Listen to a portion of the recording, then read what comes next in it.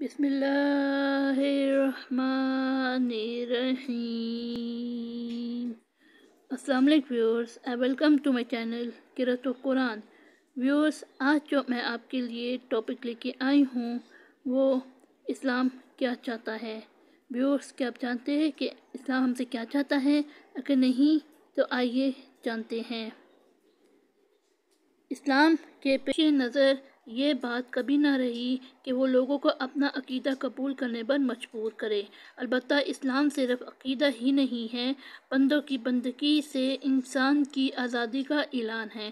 وہ اول روز سے ہی ایسے نظاموں اور ایسی حکومتوں کو صفحہ ہستی سے مٹا دینا چاہتا ہے جن کی بنیاد ہے انسان پر انسان کی حاکمیت اور انسان کے لیے انسان کی عبودیت۔ پھر وہ افراد پر سے سیاسی دباؤ اٹھا لینے اور تفہیم و تبلیغ سے عقل و روح میں روشنی پہنچا دینے کے بعد انہیں عملاً آزاد چھوڑ دیتا ہے کہ اپنی مرضی سے جو عقیدہ چاہے اختیار کرے، لیکن اس کا یہ مطلب ہرگز نہیں کہ وہ خواہشات نفس کو اپنا الہ بنا لے یا خود اپنی پسند سے بندوں کی بندگی اختیار کر لے، یا اللہ کی بجائے اپنے ہی اندر کے کچھ افراد کو اپنا رب بنا لے۔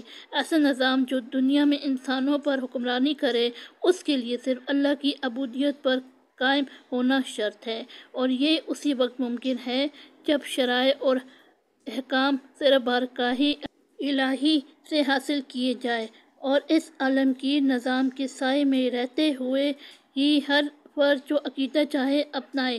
اسی طرح دین یعنی کامل تسلیم و رضا اور مکمل پیروی و بندگی اللہ تعالیٰ کے لیے ہو سکے گی۔ جزاک اللہ خیرا کثیرا۔